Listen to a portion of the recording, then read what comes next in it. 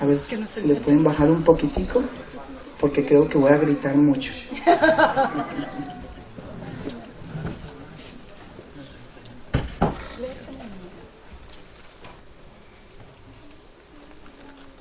Bueno, estoy feliz de estar aquí. Conozco muchas personas de esta hermosa iglesia. Aleluya. Pero sé que la iglesia sigue creciendo y hay seguramente muchas personas que no conozco.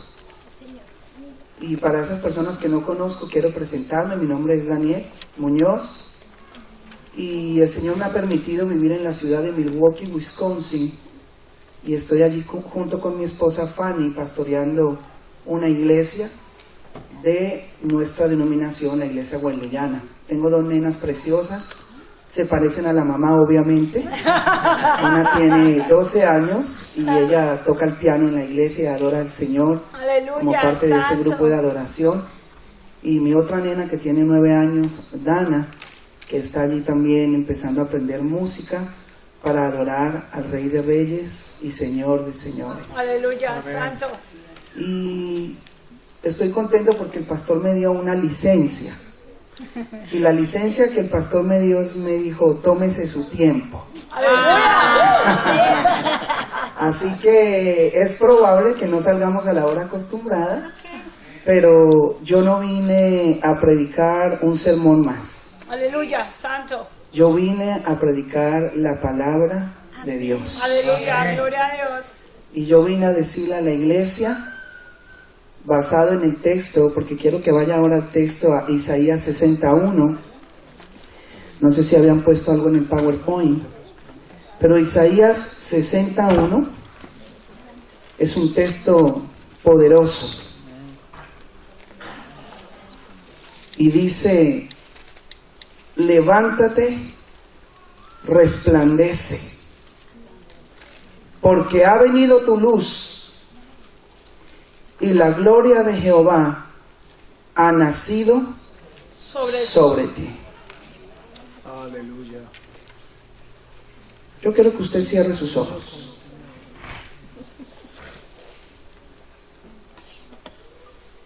Y voy a decirle que no tenga miedo de los silencios, de las pausas, porque a veces necesitamos hacer silencios para comenzar a profundizar en lo que significa y en lo que implica la palabra de Dios.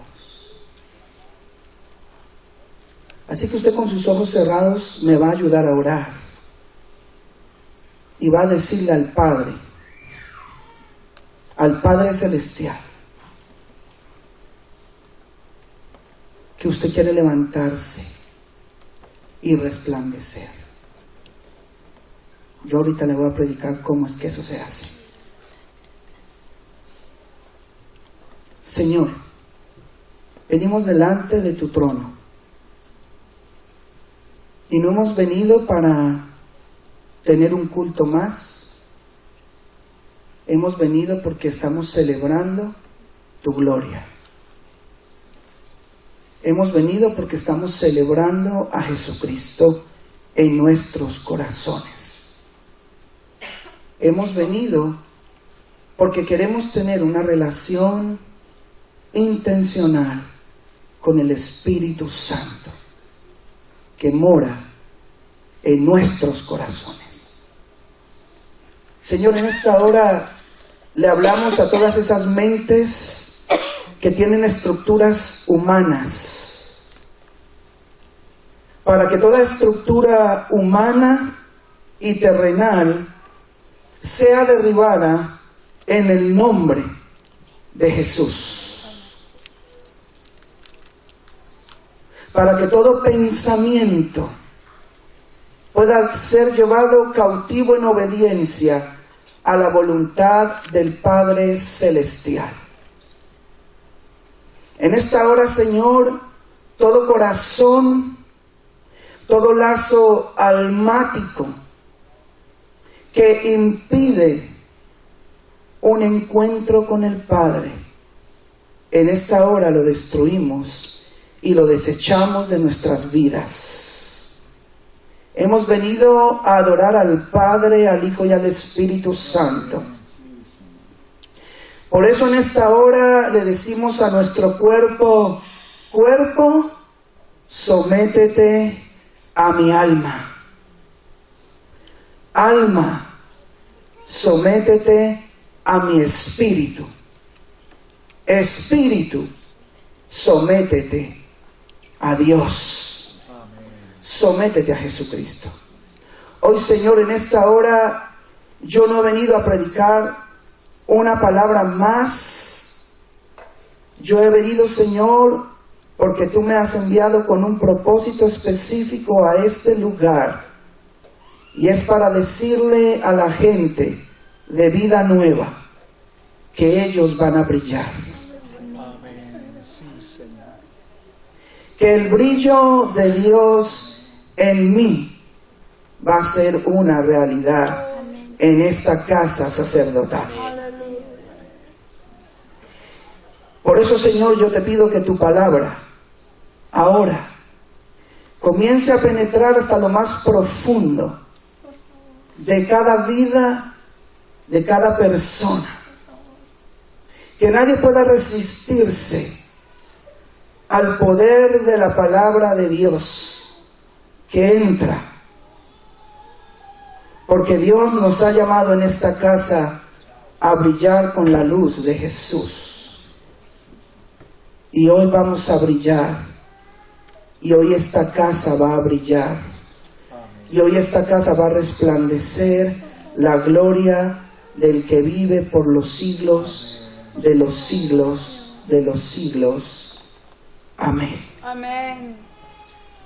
Ahora usted me va a escuchar, iglesia. Porque ya oramos y el Señor ha hecho un trabajo en su vida. Y ahora su vida está abierta a la revelación de Dios, a lo que el Señor va a hablar. Nosotros fuimos creados para adorar. Y cuando nosotros entendemos que fuimos creados para adorar a Dios, nosotros tenemos que comenzar a ver que la adoración es un modelo celestial. No es un modelo terrenal. Aleluya. Por eso es que una de las cosas que más yo he estado trabajando en mi vida y en la iglesia es que el Señor nos ha llamado a unir el cielo y la tierra por medio de una adoración a un estilo, a un modelo que viene del cielo y que es revelado a través de su palabra a la iglesia. Y muchos textos en la palabra de Dios nos hablan y nos enseñan que cuando usted y yo, como hijos e hijas de Dios, entendemos lo que significa adoración, pero no adoración como liturgia del pueblo, no adoración como un momento de cántico, sino adoración como la vida toda, adoración como un estilo de vida para el Padre Celestial, entonces podemos comprender que ese estilo de adoración necesita la gloria de Dios para que podamos entonces levantarnos y resplandecer la gloria de Dios. Aleluya. Por eso el texto de Isaías 61 dice, y se lo voy a leer en otra versión para que lo entienda un poquito mejor: álzate y brilla, que llega a tu luz, la gloria de Yahvé amanece sobre ti. Y yo quiero hablarle hoy de 3 personajes que comenzaron a entender en sus vidas lo que era adorar a Dios. Y ellos entonces, cuando comenzaron a sumergirse en una vida de adoración y en un estilo de adoración a Dios, pudieron entonces brillar, sus rostros brillaron y reflejaron la gloria de Dios en ellos. Yo quiero que usted vaya conmigo a Éxodo capítulo 24, y vamos a empezar ahí hablando de la vida de Moisés.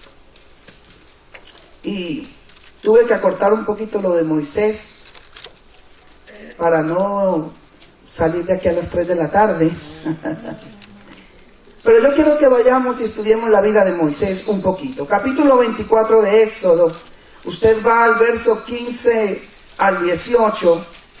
Y usted ve que la palabra dice en Éxodo 24, 15 al 18, entonces Moisés subió al monte y una nube cubrió el monte y la gloria de Jehová reposó sobre el monte Sinaí y la nube lo cubrió por 6 días y al 7º día llamó a Moisés de en medio de la nube y la apariencia de la gloria de Jehová era como un fuego abrasador en la cumbre del monte a los ojos de los hijos de Israel.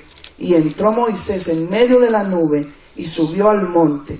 Y estuvo Moisés en el monte 40 días y 40 noches. Así que Moisés entra en la presencia de Dios, en la nube de Dios, en el monte de Dios, en el monte Sinaí, por 40 días. Y cuando Moisés entra por 40 días en la presencia de Dios, Moisés comienza a recibir la revelación del tabernáculo, la revelación de los modelos celestiales que el Padre Celestial le estaba dando para que los pudiera poner en la tierra, para que pudieran adorar a Dios conforme el modelo de Dios. Y es interesante ver que Moisés está 40 días y 40 noches, porque cuando usted ve la Biblia, cuando usted comienza a estudiar la Biblia, usted entiende que el número 40 es un número especial. El número 40 significa algo muy especial en la vida del hombre y la mujer de Dios. 40 en la Biblia es un periodo de prueba. Por eso es que el pueblo de Israel un día estuvo caminando por el desierto y lo que tardaba 40 días para poder llegar a aquella tierra y hacerla suya, tardó 40 años porque Dios les castigó un año por cada día, porque ellos no entendieron lo que Dios quería hacer con su gloria para que ellos pudieran llegar a aquella tierra de las promesas. Así que el 40 comienza a convertirse en un periodo en el que Dios te va a probar para saber si tú realmente anhelas su gloria, si tú realmente eres un buscador de la gloria de Dios. Aleluya. Por eso es que cuando usted ve a Jesús, antes de empezar su ministerio terrenal, estuvo en el desierto 40 días y 40 noches, porque allí Jesús estuvo en un periodo de prueba, en un periodo de búsqueda por medio del cual fue probado, porque era necesario que fuera probado para que con el poder de Dios pudiera deshacer las obras del diablo y pudiera avanzar hacia lo que Dios había establecido en la tierra a través de su ministerio. Aleluya, aleluya. Y Moisés estuvo allí 40 días y 40 noches.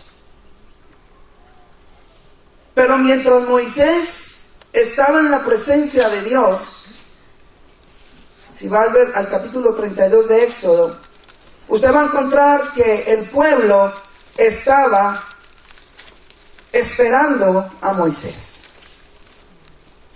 Y Aarón, el hermano de Moisés, era el líder.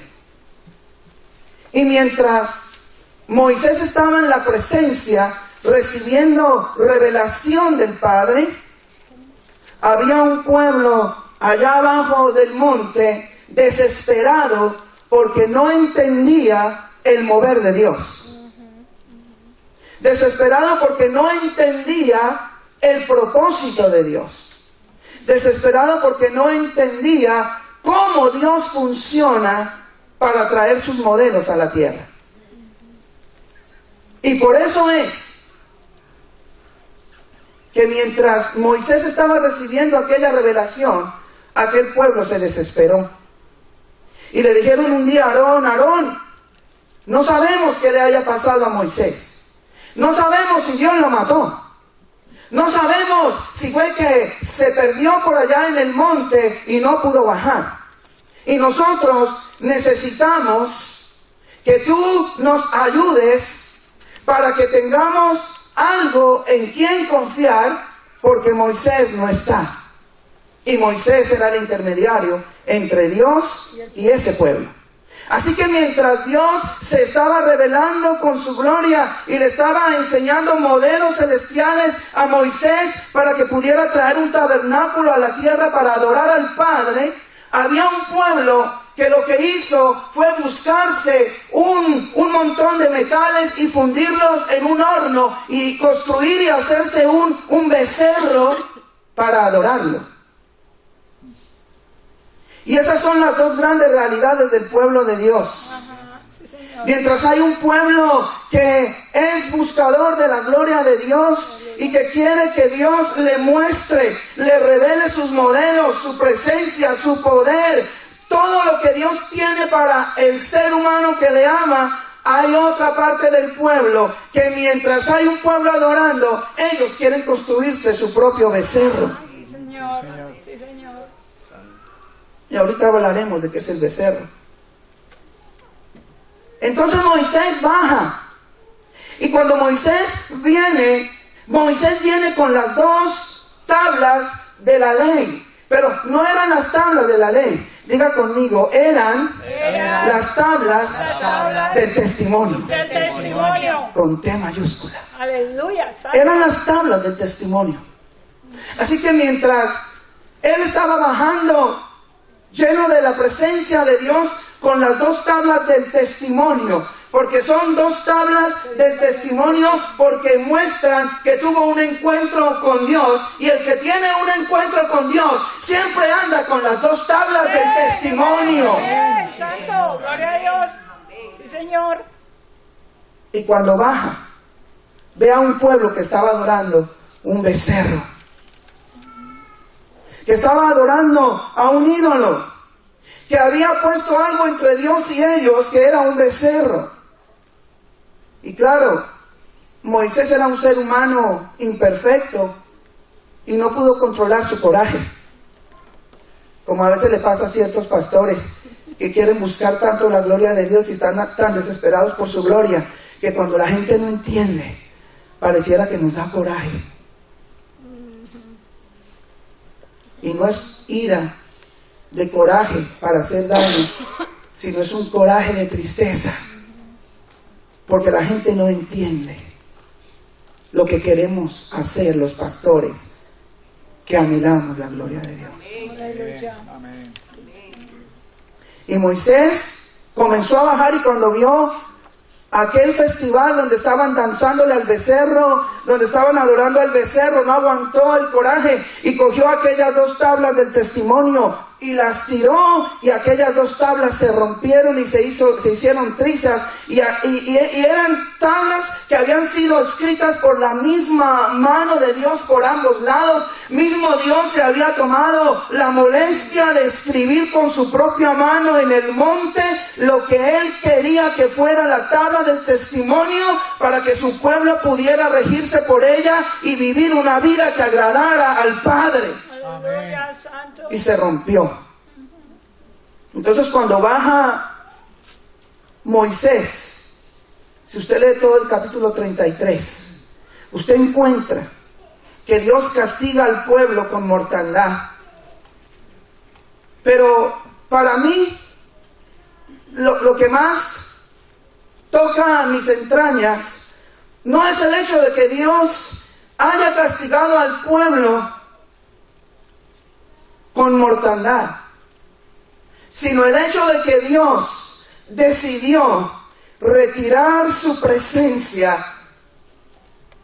del campamento donde ellos estaban acampando. Y yo creo que no hay una cosa más terrible que le pueda pasar al ser humano, que Dios diga que Él decide retirar su presencia de su casa, de su iglesia, de su familia, de su lugar de trabajo, de su carro que guía, porque aquel pueblo está adorando un becerro y no merece que la presencia de Dios esté en medio de ellos. Sí, Señor. Yo creo que no hay nada más terrible para un ser humano que haber conocido a Dios y haber tenido un encuentro con el Padre, Y que ahora Dios mismo diga que Él te va a retirar su presencia porque tú no le estás glorificando como Él lo merece. Así que si la mortandad fue algo terrible, el hecho de que Dios sacara su presencia del campamento fue algo peor, fue algo tremendo. Y la palabra dice que Él le dijo a Moisés: saca el tabernáculo de reunión y ponlo fuera del campamento, porque yo no voy a estar en medio de ustedes.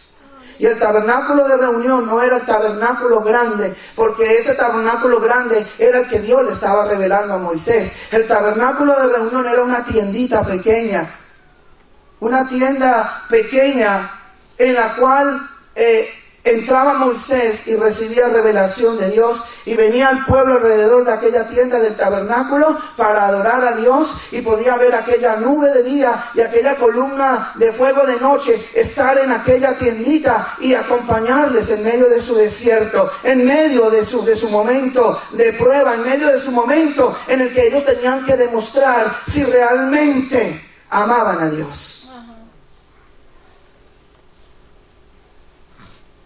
Y Josué estaba ahí siempre. Ay, santo. Dice el texto. Santo. Se iba Moisés y Josué se quedaba todo el tiempo porque él anhelaba la presencia de Dios. Amén. Y él no se conformaba. Amén. Entonces, cuando Dios retira su presencia, Moisés, como buen pastor, porque a veces la gente no entiende, los pastores a veces tenemos coraje, pero los pastores amamos a las ovejas. Y vino Moisés como buen pastor y comenzó a interceder por su pueblo. Y le dice al Señor: Señor, ten misericordia. Señor, no te lleves tu presencia fuera de nosotros, porque si tú no estás con nosotros, no sabemos a dónde ir. Tu nube y tu columna nos guían. Y si tu nube y tu columna no están y nos dan dirección, ¿a dónde vamos a ir? Por eso, Señor, no nos saques de aquí si tú no has de ir con nosotros en aquella travesía del desierto y nos acompañas para cumplir tu propósito entre tu pueblo. Y comenzó a interceder, y Dios entonces, como un buen Padre celestial misericordioso, le dice a Moisés que entonces Él regresará con su presencia para estar en medio de su pueblo. Y entonces ahí es cuando en el capítulo 33, quiero que lo busque y lo subraye, capítulo 33, verso 18 en adelante. Después de que Dios le ha prometido a Moisés que Él va a estar con su presencia junto con Él y el pueblo, Moisés le dice: ay, Señor, esto es lo que está buscando Dios en ti. Le dice: Señor, yo no me conformo. Señor, yo no me conformo con tu presencia, yo quiero más. Y yo no solamente quiero tu presencia como aquella presencia que experimenté en la cumbre del monte. Yo te ruego, verso 18, que me muestres tu gloria. Tu gloria. Aleluya, aleluya. Dígale al que está a su lado: pídele al Padre que te muestre su gloria. Y le respondió: yo haré pasar todo mi bien delante de tu rostro. Aleluya. Y proclamaré el nombre de Jehová delante de ti. Y tendré misericordia del que tendré misericordia, y seré clemente para con el que seré clemente. Dijo más: no podrás ver mi rostro, porque no me verá hombre y vivirá.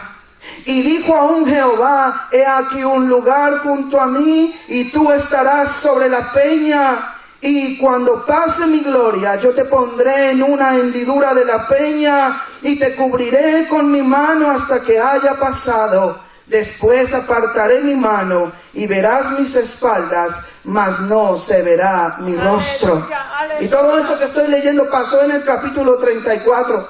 ¿Sabe? Moisés no se conformó con solamente buscar la presencia de Dios, estar en un culto avivado, estar en un culto donde pudo postrarse y humillarse delante de Dios. Él no solamente se conformó con tener un momento de intimidad con Dios, sino que él anhelaba que toda su vida toda fuera una vida de adoración, que fuera impregnada por la gloria del Padre Celestial en su vida. Aleluya, aleluya. Y entonces Moisés, él sabía lo que estaba pidiendo, porque, ¿saben? Cuando usted estudia la vida de Moisés, usted debe entender que Moisés sabía que la gloria de Dios era reflejada en la creación. Eso lo sabía Moisés. O sea, Moisés se sabía las tradiciones orales de Génesis 1 y Génesis 2. Él sabía las tradiciones orales de lo que luego vino a ser el Salmo 19. Los cielos cuentan la gloria de Dios y el firmamento anuncia la obra de sus manos. Él sabía eso. Pero él no se conformaba con saber eso. Él sabía que Adán había participado de la gloria de Dios, que Adán y Eva habían participado de aquella gloria, y en tanto que participaron de aquella gloria y pecaron, tanto fue la caída, porque fueron separados de aquella gloria del Padre. Él sabía que Dios había hecho grandes gestas de salvación en medio de su pueblo, que Él con su poder y su gloria había hecho cosas grandes. Por eso es que ellos cantaron allá el Salmo de Éxodo 19. El Señor con su poder y con su gloria echó todos los carros a la mar cuando venía el faraón a buscarnos, porque Dios manifestó su gloria y su poder en medio de nuestra travesía. Él sabía eso.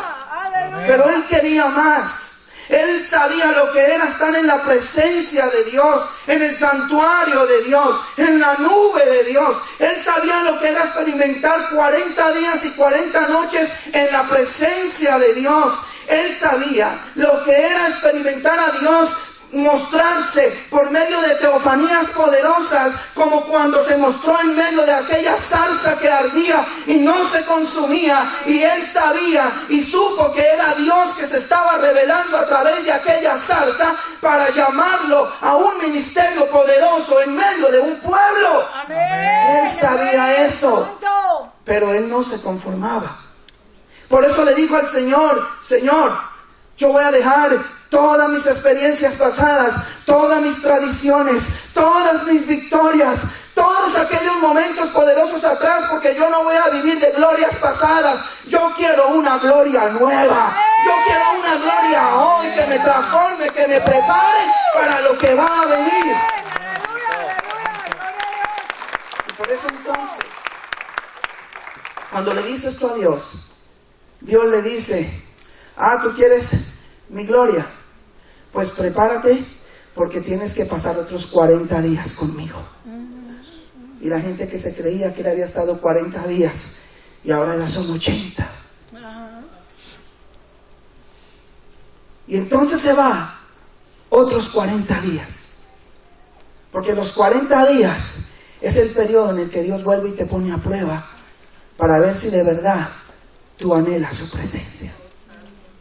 Gloria a Dios. Y a veces nos sucede en nuestras vidas que los momentos difíciles y las pruebas, que es el momento en el que Dios precisamente nos está probando para ver si somos buscadores de su gloria y de su presencia, son los momentos en que nos quejamos, nos desquitamos, y hasta muchos se van de la iglesia, porque no hemos entendido que los 40 días son días celestiales. Son días del modelo de Dios. Aleluya. Están en el calendario de Dios. Aleluya. Son parte del proceso de formación espiritual del pueblo. Son parte de ese modelo de Dios en el cual Él te está preparando para que tú puedas estar listo para ser portador de su gloria. Y el Señor le dice a Moisés: Moisés, yo te voy a mostrar mi gloria. Eres atrevido. Eres atrevido. Pero a Dios le gustan los atrevidos y las atrevidas. Amén. Los que hacen la diferencia. Aleluya. Y le dice, yo voy a mostrarte mi gloria. Yo voy a mostrarte mis espaldas, mi residuo. Así que entonces, después de que Dios habla con Moisés, entonces él se va de nuevo otros 40 días y 40 noches al monte. Y ahí entonces es que viene aquella parte poderosa en la que Dios decide ir más allá de lo que antes él había ido, porque Moisés, un hombre en la tierra, quiso ir más allá de lo que había recibido. Amén. Aleluya. Aleluya. Aleluya. Y Moisés estaba en aquel momento, si usted lee el capítulo 33 y 34, Moisés, desde el verso 18 en adelante y luego el capítulo 34, Moisés estaba allí listo para tener un encuentro que Dios le iba a mostrar su gloria. Aleluya. Y dice la palabra que cuando Dios comenzó a venir, Él le dio instrucciones a Moisés de que cuando Él estuviera pasando, Moisés se escondiera en la hendidura de una peña para que entonces pudiera verlo pasar. ¿Cuántos saben que la peña es Cristo? Amén. Aleluya. Solamente cuando te escondes en Cristo puedes ver la gloria de Dios, porque a la gloria solamente entra Cristo y tú y Cristo, y nadie más puede entrar. Aleluya. Ahorita voy a hablar de eso. Y cuando él estaba en aquel momento, dice la palabra que Dios comenzó a venir con toda su gloria. Y cuando Dios comenzó a pasar, dice la palabra que él estaba ahí en la hendidura de la peña. Y entonces, mientras Dios estaba pasando, lo único que él pudo ver de Dios fue las espaldas de Dios, o el residuo de Dios. Es decir, es como si Dios hubiera pasado como un cometa de esos que hay en el espacio con toda su gloria, y el pequeño residuo, las pequeñas puntitas brillantes que quedaron al final de su paso, eso fue lo que vio Moisés, y con eso tuvo para toda su vida hasta el día en que se murió. Y cuando él estaba viendo a Dios ahí, cuando Dios estaba pasando, la palabra dice que comenzó a tener una experiencia de adoración profunda. ¿Por qué? Porque cuando tú le pides a Dios que te muestre tu gloria, y Él viene y te muestra tu rostro, y tú te metes con Dios en intimidad, tú no puedes poner ninguna cosa en medio del rostro tuyo y el rostro de Dios, porque todo lo que se pone en medio de tu rostro y el rostro de Dios es un becerro, es un ídolo. Así que si tú pones a tus hijos en medio de tu rostro y el rostro de Dios, estás cometiendo idolatría. Aún si tú vienes delante de Dios a pedirle algo, aún tu necesidad, si tú pones tu necesidad en medio de tu rostro y el rostro de Dios, aún tu necesidad es idolatría, porque en medio de ti y el rostro de Dios no puede haber nada, solamente una experiencia de adoración profunda que te transforma, que te lleva a un nuevo nivel de gloria. Y cuando él entró ahí en esa experiencia, entonces, en medio de la experiencia, llega un momento en que el ser humano tiene que callarse, porque en esa experiencia el que habla es Dios. Amén.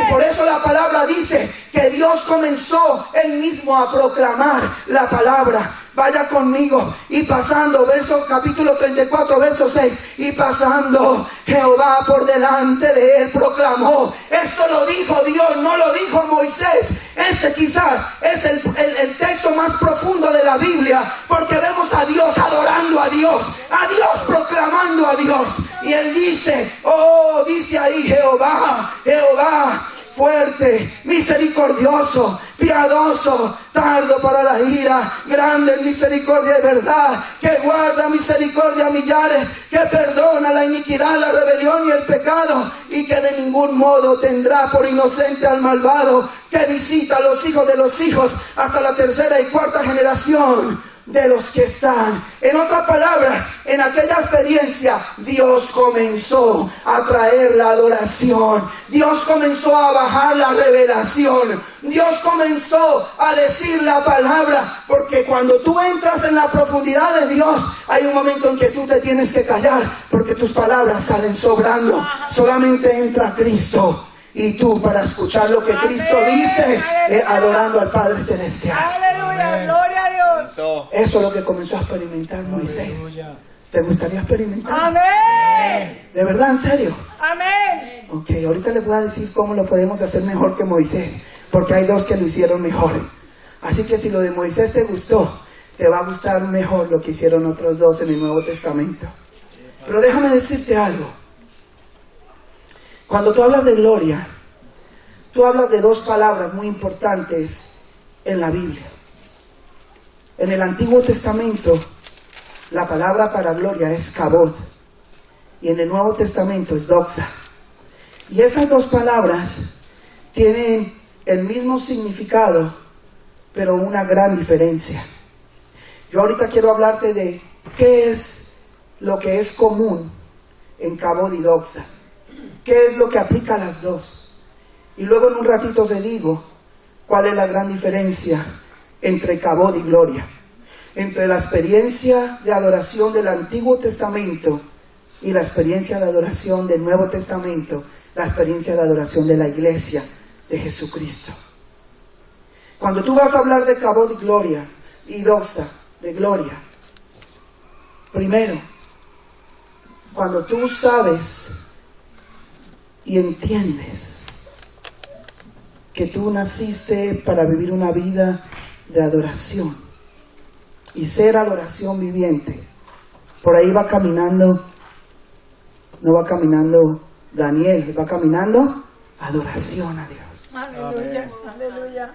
No va caminando el líder o el pastor o la pastora o el miembro de la iglesia. Va caminando Adoración. un adorador en espíritu y en verdad. Aleluya. Entonces comenzamos a entender que gloria, primero, gloria es honor y respeto. Ese es el significado primario en la Biblia de gloria. Dios es digno de todo mi honor y de todo mi respeto. Amén. Y yo quiero que comience a pensar en las implicaciones de esto. Dios o gloria significa luego dos cosas más, tanto en el Antiguo como en el Nuevo: la reputación de Dios y la exaltación de Dios. Así que cuando yo le estoy diciendo a Dios que yo quiero su gloria, yo le estoy diciendo: Señor, yo quiero darte honor. Señor, yo quiero brindarte el respeto y la reverencia que tú mereces por ser Dios. Aleluya. Pero, Señor, si yo quiero tu gloria, una de las cosas que yo voy a hacer es no manchar tu reputación. Santo, santo. Porque cuando yo quiero su gloria y Él me trae su gloria, yo tengo que preocuparme porque la reputación de Dios esté en el sitio que tiene que estar. Ajá, sí, Señor. Y porque yo guardo su reputación, entonces yo lo exalto. Aleluya. ¿Qué es lo otro? Exaltar, alabar, engrandecer al único que es digno de adoración y que merece que yo le guarde la debida reputación en la tierra, para que nadie tenga que hablar de ese Dios tan grande al que yo alabo y exalto, porque yo soy un cuidador de su reputación, para que otros le den la gloria y la honra que Él se merece. Amén. Y no que digan cosas feas de mi Dios por culpa de dos o tres que no saben ser adoradores. Aleluya. Den un aplauso al Santo. Señor. Amén, amén. La gloria es de Él. Y el tercer significado es que la gloria es la manifestación irradiante de su persona, su majestad y su poder. Y no es Dios en esencia. Note bien, no es Dios en esencia, porque Dios sigue siendo Dios, grande y poderoso. Pero Él comparte una manifestación irradiante que brilla, que resplandece de su presencia, de su poder, de su majestad, y decide impregnarla y hacerla resplandecer y hacerla brillar en aquel que dice: yo quiero tu gloria en mi vida. Por eso entonces, en Éxodo 34, si usted busca el verso 27, después de aquella experiencia poderosa de Moisés, después de haber estado primero 40 días con Dios, pero esos primeros 40 días fueron 40 días de presencia, pero no fueron 40 días de gloria, porque la presencia y la gloria son dos cosas diferentes en el reino de Dios. Así que los primeros 40 días fueron 40 días de presencia. Y muchas de nuestras iglesias pasan por los 40 días de presencia, pero nos quedamos en los 40 días de presencia, y Dios quiere que pasemos a los 40 días de gloria. Porque la gloria es lo que transforma aquellos 40 días de presencia y lleva a la iglesia, y lleva al siervo, y lleva a la sierva, y lleva a la iglesia a un nuevo nivel para que entiendan realmente el impacto que debe tener Dios en la tierra cuando nosotros adoramos al estilo del cielo. Entonces este hombre Moisés vuelve a descender del monte Sinaí y viene de nuevo con las dos tablas del testimonio. ¿Se acuerdan las que rompió? Ok, pues cuando volvió a subir, él creyó que Dios iba a hacer otras. Y Dios le dijo: Nacariles del Oriente, estas las escribes tú, porque las primeras las rompiste en un ataque de coraje. Así que ahora estas me las escribes tú. Y dice ahí que él comenzó a escribir. Escribió las 10 tablas, bajó con las tablas del testimonio. Y cuando él iba bajando, la experiencia de la gente hacia Moisés cambió. En la primera vez que él bajó con las tablas del testimonio, aquellos vieron a Moisés y reconocieron aquel momento de coraje en él y trataron de explicarle todo lo que ellos habían hecho, y por qué estaban adorando a ese becerro. Pero en esta segunda experiencia, cuando Moisés comienza a bajar del monte, mientras iba bajando del monte, allá a lo lejos comenzaron a hablar: allá viene una luz brillante. ¿Qué será eso que viene por allá bajando? Nosotros nunca hemos visto eso. Y comenzaron quizás a preocuparse porque no sabían qué era la luz brillante que estaba bajando del monte. Pero luego, cuando la luz brillante comenzó a acercarse y acercarse y acercarse, se dieron cuenta que era un ser humano que brillaba. Y se dieron cuenta que era Moisés el que venía brillando. Y dice que su rostro brillaba tanto que su rostro no podía verse. Y su rostro impactaba tanto el rostro de los demás que él tuvo que ponerse un velo, porque nadie podía resistir el brillo de su rostro. Oh, Señor. Pero le tengo una verdad espiritual. ¿Saben quién fue el último en darse cuenta que su rostro le brillaba? Moisés. Cuando tú te das el guille y el orgullo de que tú brillas, tú no estás brillando nada. Cuando tú dices que tú tienes la gloria de Dios y que tú eres el mejor y que todo se va a dar por tu palabra y por tu presencia, tú no estás brillando nada. Porque el verdadero brillo, tú no te das cuenta que brillas hasta que otro viene y te dice: estás brillando, mi hermano. Tienes algo sobrenatural en tu vida.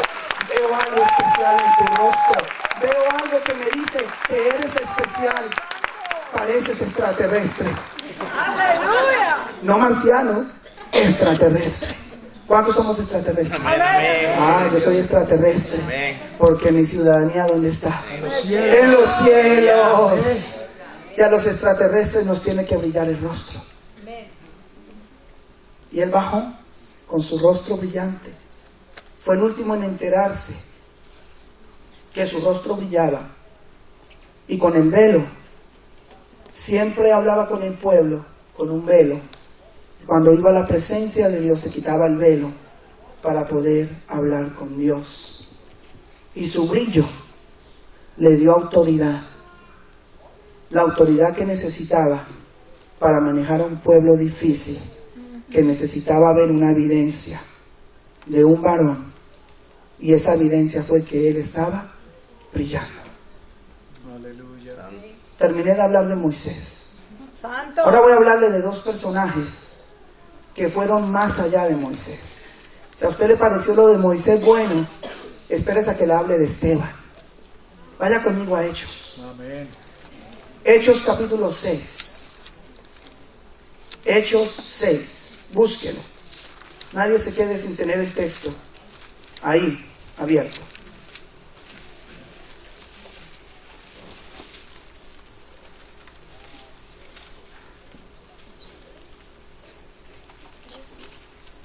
Mire lo que dice la palabra. Voy a leer solamente un pedacito. Dice el verso 8: y Esteban, lleno de gracia y de poder, hacía grandes prodigios y señales entre el pueblo. Entonces se levantaron unos de la sinagoga llamada de los libertos y de los de Cirene y de Alejandría, de Cilicia y de Asia, disputando con Esteban, pero no podían resistir a la sabiduría y al espíritu con que hablaba. Entonces sobornaron a unos para que dijesen que le habían oído hablar palabras blasfemas contra Moisés y contra Dios. Y soliviantaron al pueblo, a los ancianos y a los escribas, y arremetiendo le arrebataron y le trajeron al concilio, y pusieron testigos falsos que decían: este hombre no cesa de hablar palabras blasfemas contra este lugar santo y contra la ley, pues le hemos oído decir que ese Jesús de Nazaret destruirá este lugar y cambiará las costumbres que nos dio Moisés. Entonces todos los que estaban sentados en el concilio, al fijar los ojos en él, vieron su rostro como el rostro de un ángel. ¿Saben? El texto dice que Esteban estaba lleno de gracia y poder. O sea que la gracia y el poder en Esteban no era una experiencia de adentro, de afuera hacia adentro, como la de Moisés, sino comenzó a ser una experiencia de adentro hacia afuera. Hacia afuera. Porque así es la experiencia después de Cristo. El Espíritu Santo viene a la iglesia. La experiencia ahora no es una experiencia externa. Comienza primero a ser una experiencia interna. Y dice la palabra que no podían resistir la sabiduría y al Espíritu Santo que estaba en él. No podían resistir porque ellos tenían una sabiduría, como lo hablamos en la clase de consejería ayer, tenían una sabiduría convencional, una sabiduría religiosa. Y el religioso y el convencional no puede comprender la sabiduría de Dios. Para él es locura. Y dice entonces que estos religiosos, aquellos hermanitos carnales que iban a la iglesia, le tendieron una celada. Interesante, ¿verdad? Porque no se la tendieron cualquiera. Le tendieron la celada gente que iba a la sinagoga, gente que iba al templo, gente que andaba con las dos tablas de la ley, gente que se sabía al derecho y al revés y de memoria el Antiguo Testamento. Y le tendieron una celada. Y la celada incluyó que unos falsos testigos vinieron a hablar mal de Esteban y a decir que su predicación lo que estaba haciendo era cambiar la ley de Moisés, cambiar las tradiciones de ellos como pueblo, y que su mensaje de Jesucristo lo que estaba haciendo era blasfemar en contra de las leyes de ellos. Y dice la palabra que entonces vinieron y hicieron toda esta celada en contra de él. Pero quiero que vaya ahora al verso 15. Dice la palabra que en aquel momento en que vinieron en su contra para maltratarle, para destruirle, para contender, para levantar calumnia y para prepararle todo un proceso para matarlo, la palabra dice que Esteban en aquel momento se transfiguró. Y Esteban, en un estado de transfiguración, comenzó a brillar. Y su rostro brillaba como el rostro de un ángel. Y era tanto el brillo de su rostro que aquellos que lo veían no podían resistir el brillo que de él estaba emanando. Aleluya. Aleluya. Y en aquel momento de brillo, en aquel momento en que el cielo se abrió y vino sobre él para reflejar el brillo de Dios en el brillo del rostro de Esteban, él comenzó a darse el discurso más largo y más poderoso que existe en todo el libro de los Hechos. Aleluya, santo. Pero este discurso, este hombre no lo dijo estando en un momento humano terrenal, sino lo dijo estando en un momento divino celestial, en un momento de transfiguración, en un momento del brillo de Dios en él. Y Esteban, ya estando transfigurado, vio un escenario celestial. Y dice la palabra que él, estando transfigurado, comenzó a dar un discurso. Y comenzó a hablar de los patriarcas. Y hablaba de Moisés. Y hablaba de David. Y hablaba de que Dios le había entregado las tablas del testimonio de las que yo le hablé. Las tablas del testimonio por intermedio de ángeles al pueblo de Israel. Pero que ellos eran unos fariseos que resistían la gloria de Dios. En el verso 54, estando transfigurado, le dice: ustedes son unos religiosos que no comprenden lo que es la gloria de Dios, porque su ceguera espiritual no les permite ver lo que Dios quiere hacer en sus vidas. Y por eso es que comienza a decirles y a proclamar las tablas del testimonio, que es Jesucristo en su vida. Y estando él en aquel momento transfigurado y su rostro brillante, dice la palabra del capítulo 7, verso 55, que estando en aquel momento de transfiguración, mientras aquellos resistían la gloria, mientras aquellos crujían los dientes en su contra, mientras aquellos estaban planificando cómo matarlo y destruirlo, Esteban, ya transfigurado, dice la palabra que se abrió el cielo delante de sus ojos y vio un escenario celestial. Aleluya. Y dice la palabra que Esteban vio el cielo y vio la gloria de Dios brillando.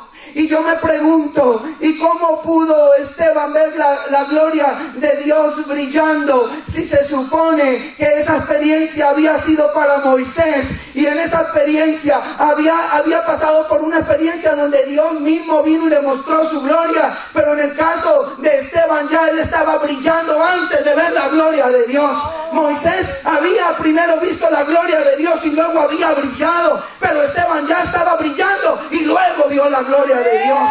O sea que la experiencia de Esteban era interna, era tan profunda que Dios le mandó su brillo de adentro hacia afuera y él comenzó a brillar. Aleluya. Y saben, a Esteban le pasó todo lo que le pasó a Jesús.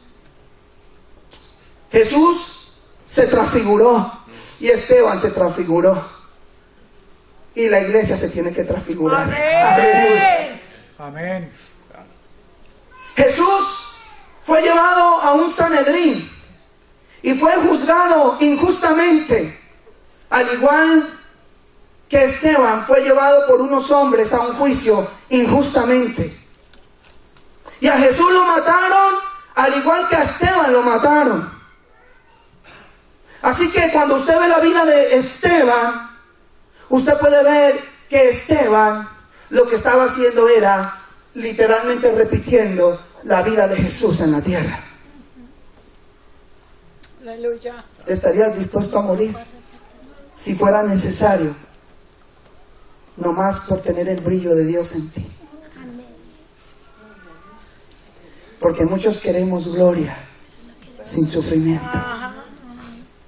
Muchos queremos brillo sin pagar un precio. Pero la gloria de Dios, esa gloria que brilla en ti, requiere que tú pagues un precio. y que estés dispuesto y dispuesta a sufrir por Jesucristo. Aleluya. Vaya conmigo al verso 58 por ahí. Mire lo que pasó.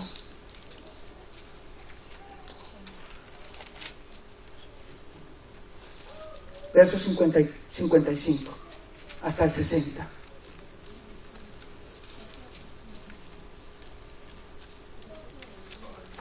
Esteban estaba transfigurado.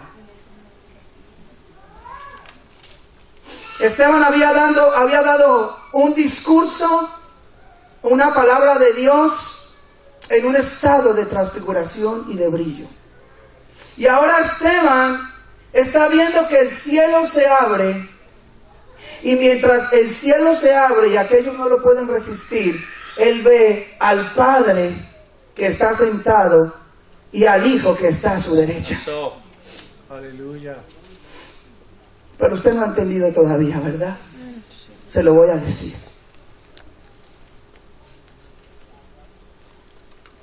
Yo no sé su Biblia qué dice, porque la Reina Valera no lo explica bien.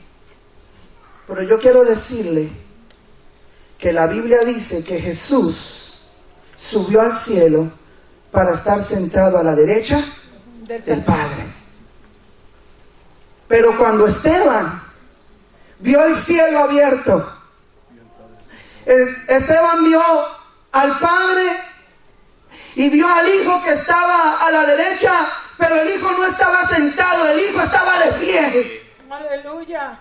Y usted sabe lo que significa que el Hijo de Dios esté de pie y no esté sentado a la derecha del Padre. Mientras aquel rostro le brillaba, mientras estaba siendo apedreado por aquellos fariseos convencionales que no entendían la gloria de Dios, Dios estaba recibiendo adoración en el cielo con el Hijo. Y Dios tuvo que parar la adoración de la corte celestial y decirle al cielo: cielo, para de adorar, porque me voy a poner de pie para ver a uno de mis hijos que está brillando allá abajo. Eso es lo que pasa cuando tú brillas. Jesucristo se pone de pie para verte brillar. El cielo hace una pausa para verte brillar en la tierra por causa de Jesús. Aleluya. Y el Padre Celestial se puso de pie y le dijo al cielo: cállense por un momento que yo voy a disfrutar el rostro de mi Hijo brillar, porque Él está reflejando el brillo que yo tengo aquí en el cielo. Santo. ¿Cuántos anhelan que Jesús se pare para ver brillar a su iglesia? Amén. Y saben una cosa, lo que más me conmueve, que me toca lo profundo de mi ser, que el Señor le dice a Esteban y le dice a la iglesia que cuando nosotros andamos en un estado de transfiguración, con las dos tablas del testimonio, dando testimonio de Cristo en la tierra, nosotros nos convertimos en testigos de ese Dios maravilloso en la tierra. Pero el hecho de que Jesús se parara de su trono en el cielo para ver el rostro de Esteban brillar, fue una manera de Jesús decir: yo voy a ser testigo en el cielo del brillo de Esteban en la tierra. ¿Cuánto quisieran que Dios fuera su testigo? Por eso Dios nos llama a brillar. Cuando tú brillas, el cielo se para y hace una pausa para ver tu adoración. Cuando tú brillas, el mismo Jesucristo se pone de pie y te exalta por tu brillo. El mismo Jesucristo se pone de pie y testifica de ti en el cielo que tú eres especial. Esa experiencia me gusta más que la de Moisés. Termino con Pablo. Si lo de Esteban fue bueno, lo de Pablito es mejor, ¿sabe? Pablito, sabía, y sabía mucho, y vivió lo que sabía. Vaya conmigo a 2 de Corintios. Y ya con Pablito terminamos. Quiero ministrar en esta mañana al pueblo. Quiero orar. Quiero que adoremos al Padre.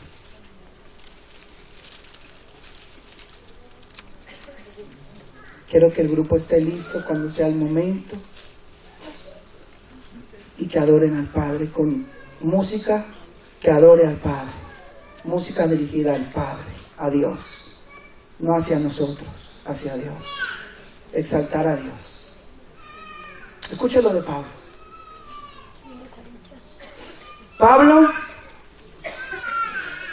Pablo se sabía la experiencia de Moisés porque él leía esto. Las escrituras de Israel, Pablito las leía y se las sabía de memoria. Sabía mucho Pablito. Así que él sabía lo que le pasó a Moisés. Pero la experiencia de Esteban no la tuvo que leer porque él estaba presente cuando Esteban brilló. Y él consintió en su muerte. Y él recibió vestiduras de muerte de Esteban. Así que él sabía por teoría, por lectura, lo que le pasó a Moisés. Pero él había visto a Esteban transfigurado y brillando y reflejando la luz de Dios. Y yo quiero que usted entienda que eso tiene que haber sido un choque para Pablo. Y muchos hablan de Pablo y de su llamado y de la luz que vino sobre él cuando se cayó y el Jesús resucitado le dijo: Pablo, Pablo, Saulo, Saulo, ¿por qué me persigues?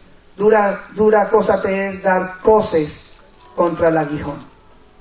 Pero yo quiero que usted entienda que esa experiencia no pasa por pasar. Esa experiencia de la luz en él pasa porque ya Pablo había sido tocado por la luz que vio brillar en el rostro de Esteban. Porque ya Pablo había visto algo que nunca había visto. Él había visto algo que no se parecía a la experiencia de Moisés. Así que aunque él conocía la experiencia de Moisés, él pudo ver la experiencia de Esteban y compararla, y pudo darse cuenta que algo estaba pasando que él no podía entender. Así que Pablito no se quedó quieto.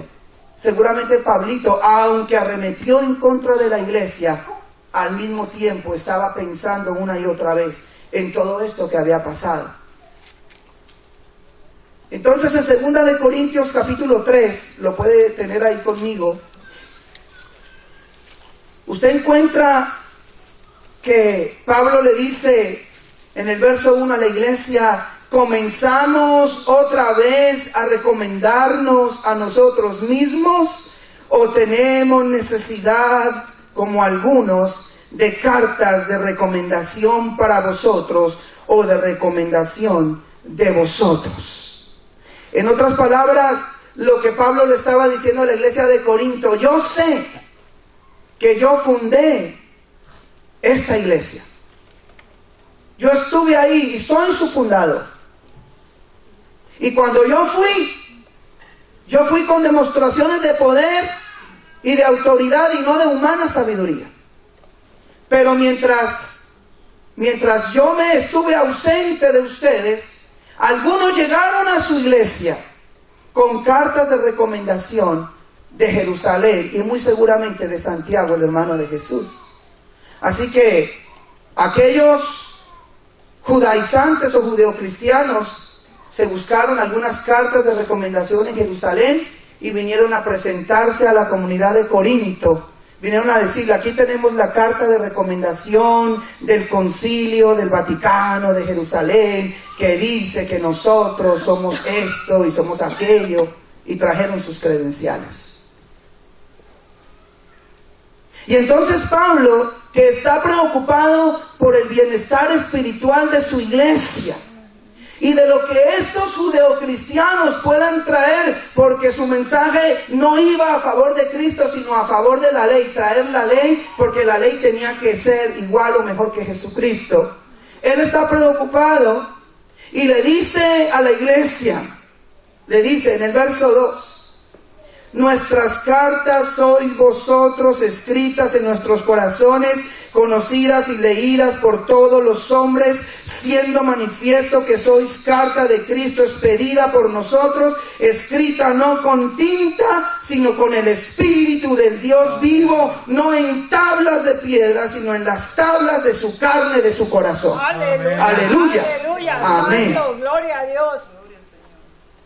Así que entonces lo que está haciendo Pablo es decirle a la iglesia, ustedes la iglesia son mi carta de presentación. Yo no necesito cartas escritas con tinta humana, porque se supone que ustedes como iglesia están brillando. Aleluya. Y ustedes son la mejor carta que yo tengo para presentar. Aleluya. Ustedes no tienen una ley escrita ahí en un papel que tiran por ahí en la biblioteca o encima de la mesa de noche de su cama, de su casa, sino que eso que está escrito en tinta, vino Jesucristo y lo escribió aquí en el corazón de ustedes, para que ustedes puedan reflejar las tablas del testimonio y puedan brillar. Amén. Santo. Eso es lo que comienza a decir Pablo. Aleluya. Y lo que hace entonces en todo ese capítulo, que lo puede leer en su casa, es que comienza a comparar la gloria del Antiguo Testamento con la gloria del Nuevo Testamento en Jesucristo. Y comienza a decir, aquella gloria que experimentó Moisés fue buena, fue espectacular, pero pereció, pasó, se quedó ahí, porque él tenía que ponerse un velo cada vez que hablaba con la gente, y quitarse un velo cada vez que se metía a hablar con Dios. Pero ahora en la gloria del Nuevo Testamento es diferente, porque la gloria en Jesucristo no perece, es duradera, porque Jesucristo se encargó de romper y de abrir el velo. Y ahora no hay velo. Ese velo que Moisés se ponía, ya no lo tenemos que poner nosotros, y ahora entramos directamente en la presencia del Padre Celestial sin ese velo. Y entonces ese Dios poderoso viene y se te mete por dentro y te hace brillar de adentro hacia afuera. Y cuando abres tu boca, lo que sale es brillo. Y cuando ves a alguien, lo que sale es brillo. Y cuando hablan, lo que sale es brillo, porque Dios te hace brillar. Aleluya. ¿Cuánto le dan un aplauso al Señor?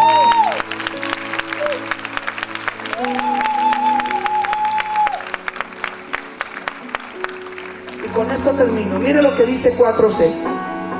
Porque a veces la Biblia no se puede leer en orden. A veces hay que leerla en desorden, por así decirlo, para poderla entender mejor. Mire, usted no va a entender el 3:18 si primero no entiende el 4:6. Así que primero le voy a leer el 4:6 para que entienda el 3:18. Amén, amén. El 4:6 dice así: porque Dios, que mandó que de las tinieblas resplandeciese la luz, es el que resplandeció en nuestros corazones para iluminación del conocimiento de la gloria de Dios en la faz de Jesucristo.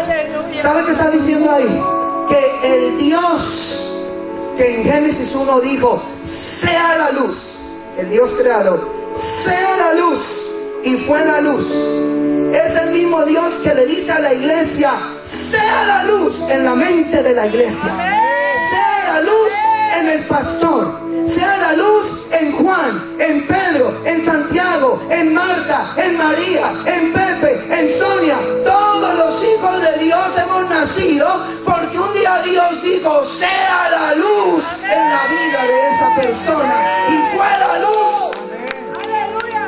Eso es lo que está diciendo ahí. O sea que el Dios creador mandó a decir que fuera la luz en mí para que desde adentro yo pudiera brillar y la gente viera el brillo que es el mismo que está en el rostro de Jesús. Y ahora voy a entender el 3:18. Por eso, por tanto, nosotros todos, mirando a cara descubierta como en un espejo la gloria del Señor, somos transformados. Diga, soy transformado de nuevo. Soy transformado de gloria en gloria, en la misma imagen como por el Espíritu del Señor. Así que ahora el creyente con el rostro descubierto, sin el velo, ahora brilla y se transfigura, se transforma cada vez más glorioso para mostrar a Jesús. Por eso la gloria de ayer ya no sirve. Si tú estás viviendo en la gloria del pasado, esa ya se quedó atrás. De gloria en gloria, yo quiero la gloria de hoy. Y mañana quiero otra gloria. Y mañana quiero más gloria. Y pasado mañana quiero más gloria. Ahí es que viene la diferencia entre Kabod, gloria en el Antiguo Testamento, y Doxa, gloria en el Nuevo Testamento. Que la experiencia de Kabod allá con Moisés fue una experiencia buena, pero fue una experiencia externa hacia adentro. Pero la experiencia de Doxa es una experiencia mejor, es eterna, está fundamentada en Jesucristo y es una experiencia que va de adentro hacia afuera. No es intermitente como la de Moisés, sino es total. Y todo el tiempo está ahí porque nosotros estamos adorando al Padre en espíritu y en verdad, y andamos en el Espíritu, y el que anda en el Espíritu siempre está brillando. Termino con esto, iglesia. Miren, y quiero que se pongan en comunión. Lo que le voy a decir se lo podría predicar, me podría tardar predicándoselo 1 hora, pero se lo tengo que decir en 3 minutos. Cuando usted comienza a meterse en los niveles de adoración, una adoración, primero como liturgia del pueblo que adora a Dios, que te lleva a ser un adorador en espíritu y en verdad, y a vivir una vida de adoración 24/7, a ser un adorador. Tú tienes que comenzar a entender que hay niveles. El primer nivel es el nivel de la alabanza. Todos conocemos el nivel de la alabanza, pero luego viene el nivel de la adoración, donde usted adora a Dios. En la alabanza usted lo exalta, en la adoración reconoce muchas cosas de Dios, pero luego vienen las acciones de gracias. Entonces, acción de gracias es un nivel todavía más profundo, porque usted está agradecido de Dios. Pero luego viene el sacrificio de alabanza. Y en el sacrificio de alabanza, aquí es más profundo, porque en el sacrificio de alabanza tú alabas aunque estás sufriendo. Tú alabas aunque las cosas no están bien. Tú alabas aunque haya una enfermedad. Por eso se llama sacrificio de alabanza. Pero luego viene la humillación, porque Dios nos llama a ser prosquinetes, proscuneo, a arrodillarnos. ¿Sabe qué significa proscuneo en el Nuevo Testamento? Lo que hizo esta mujer, que dice que derramó un perfume en los pies de Jesús y besaba sus pies. O sea que nosotros somos besadores en intimidad con el Padre. Lo besamos, intimidad, nos humillamos delante de Él. Pero luego, después de la adoración profunda, de la humillación, de besar los pies de Jesús, viene otra que se llama la adoración profética. Y la adoración profética no es humana, es celestial. Y esa es la adoración que trae la gloria de Dios, la adoración profética. Tú tienes que pasar todos los otros niveles que yo te conté para entrar en adoración profética, porque esa es la que baja la gloria. ¿Y qué sucede aquí? Ya no es humana, es celestial. ya no es cantar coros, es la manifestación de Dios. Hay ministración, pero la ministración ya no es a tu cuerpo, ya no es venir aquí a cantar un merengue y a danzarlo, ni tampoco a tu alma. Hay una ministración de Dios a tu espíritu, y hay cántico nuevo. Los ángeles se unen a cantar, coros celestiales, y Dios te pone un cántico nuevo que ministra a tu espíritu. Aquí los velos se corren, por eso ya no hay velos como en Moisés. Los velos se corren. Hay revelación de Dios, hay palabra rema. Dios le habla a su iglesia. Dios le habla por medio del pastor y la pastora. Dios tiene un orden para hablar, y Dios va a hablar en ese orden que Él ha establecido en esta casa. Hay palabra rema, y ahí entonces ya tú no puedes poner nada entre tu rostro y el rostro de Dios, porque es idolatría. Y cuando eso sucede, entonces tú entras vacío y rendido delante de Dios. Lo único que entra eres tú rendido y Jesucristo. No entra nada más. Pasas del lugar santo al lugar santísimo. Jesucristo rompe el velo entre ese lugar santo y lugar santísimo y te abre el camino. Cristo es quien habla y declara, porque solo Cristo puede romper el mundo espiritual para que entres. ¿Y qué sucede ahí? Ahora ahí es que Jesús adora. Ya tú no adoras, ya tú estás sumergido en adoración. Ahora Jesús adora, porque Él es el sacrificio. Y cuando Jesús adora, solamente se oye a Jesús y se hace lo que Él dice. Amén. Cierra sus ojos.